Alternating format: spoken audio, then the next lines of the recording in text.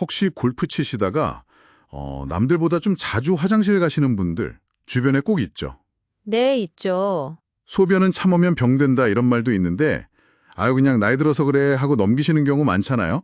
맞아요. 대부분 그렇게 생각하시죠. 오늘 그 이야기, 바로 전립선 비대증에 대해 좀 깊게 파헤쳐 보려고 합니다. 서울경제신문 기사랑 또 순천향대 서울병원 이현영 교수님 조언을 바탕으로요. 네, 좋습니다. 이게 단순히 불편하다 이걸 넘어서 당신 삶에 어떤 의미가 있는지 한번 같이 보시죠. 네. 그러니까 전립선이요. 이게 나이가 들면서 커지잖아요. 네네. 그러면서 이제 소변이 나가는 길, 요도를 이렇게 누르게 되는 거죠. 압박하는 거군요. 맞습니다. 그게 바로 전립선 비대증인데요. 증상으로는 소변이 자주 마렵고 또 밤에 자꾸 깨고 야간요. 네, 야간요. 그리고 소변 줄기도 가늘어지고 봐도 시원하지 않고 뭐 그런 것들이죠. 이게 통계를 보니까 50대 남성 절반, 70, 80대는 80% 이상이 겪는다면서요. 정말 흔한 거네요. 그렇죠. 굉장히 흔한 질환인데 근데 이걸 그냥 나이 들면 다 그렇지 하고 넘기시는 게 좀 안타까운 거죠. 왜 그런가요? 그냥 모아 현상 아닌가요? 노화랑 관련은 있지만 이게 삶의 질에 미치는 영향이 생각보다 커요. 밤에 잠설치죠. 외출하기 꺼려지죠. 뭐랄까 활동 반경이 줄어든다고 할까요? 듣고 보니 그러네요. 네. 원인은 뭐 남성 호르몬 변화랑 관련된 건데 복잡하고요. 중요한 건 참는 게 능사가 아니다. 혹시 이런 증상 있으시면 그냥 두시면 안 된다는 겁니다. 기사 제목도 그렇잖아요. 참을 인세번 뭐하러? 딱 이거네요. 이게 방치하면 방광까지 망가진다고요. 네, 정확합니다. 방광이 계속 무리하게 일을 하니까요. 나중에는 기능 자체가 떨어질 수 있어요. 탄력을 잃는 거죠. 심각하군요. 그럼 치료는 어떻게 하나요?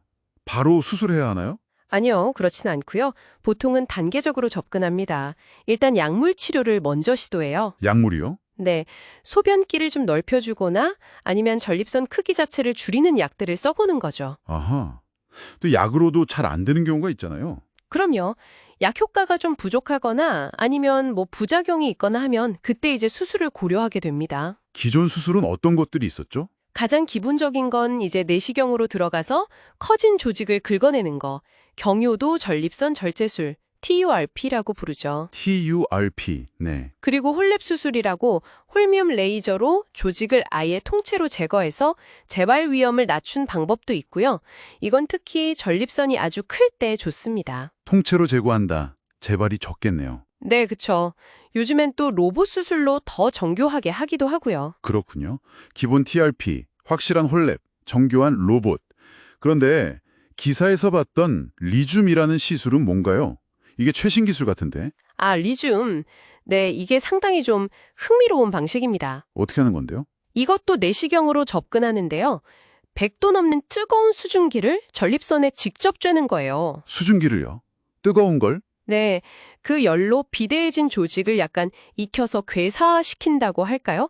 그러면 시간이 지나면서 그 조직이 몸 밖으로 빠져나가거나 흡수되면서 전립선 크기가 줄어드는 원리죠. 사진 주름기로 줄인다. 신기하네요. 그럼 이건 어떤 분들한테 좋은 건가요? 장점, 단점도 궁금하고요. 보통 전립선 크기가 한 30에서 80g 사이, 그 정도 분들에게 적합하다고 보고요. 장점은 역시 회복이 좀 빠르다는 거. 회복 속도. 네, 입원 기간도 짧고요. 그리고 많은 분들이 걱정하시는 성기능 관련 부작용 있잖아요. 네.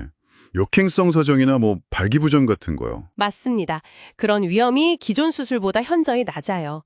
출혈 위험도 적어서 항응고제 드시는 분들도 비교적 안전하게 할 수 있고요. 부작용이 적고 회복이 빠르다. 이거 굉장히 큰 장점인데요. 그렇죠. 여기서 우리가 좀 생각해 볼 게 이게 단순히 의학적인 개선만이 아니라 뭐랄까 치료의 패러다임이 좀 바뀌고 있다는 신호 같아요. 패러다임의 변화요? 네. 예전에는 일단 증상부터 없애자 이게 강했다면 리줌 같은 기술은 기능은 최대한 지키면서 삶의 질을 유지하자 이쪽에 더 초점을 맞춘다는 거죠. 일상으로 빨리 돌아가고 기능도 지키고 환자 입장에선 정말 중요하겠네요. 그럼요. 물론 단점도 있습니다. 시술하고 나면 조직이 좀 부으니까요. 한동안은 오히려 소변 보기가 더 불편할 수 있어요. 아, 일시적으로 악화될 수도 있군요. 네, 보통 한 4주에서 길게는 8주 정도 따갑거나 하는 불편감이 좀 갈 수 있고요. 또 아직 건강보험 적용이 안 돼서 비용 부담이 좀 있다는 것도 단점이죠. 그렇군요.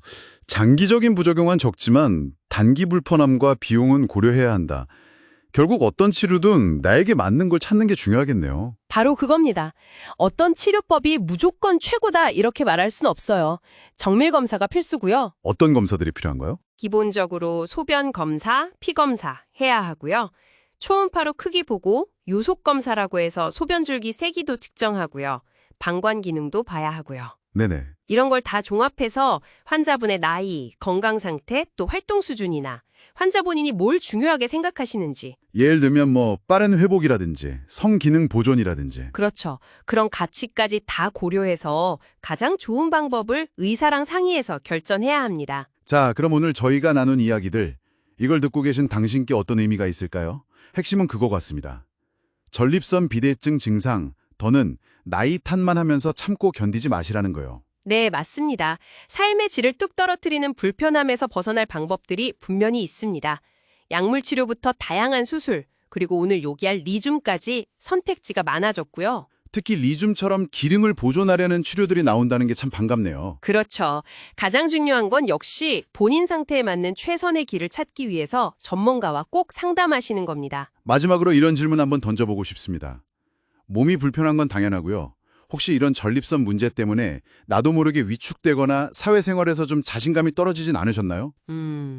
그럴 수 있죠. 그리고 리줌 같은 치료법이 주목받는 현상은 우리가 단순히 병을 고치는 걸 넘어서 건강한 삶의 질, 기능 유지, 이걸 얼마나 중요하게 생각하게 됐는지 보여주는 건 아닐까요? 한 번쯤 생각해 보시면 좋겠습니다.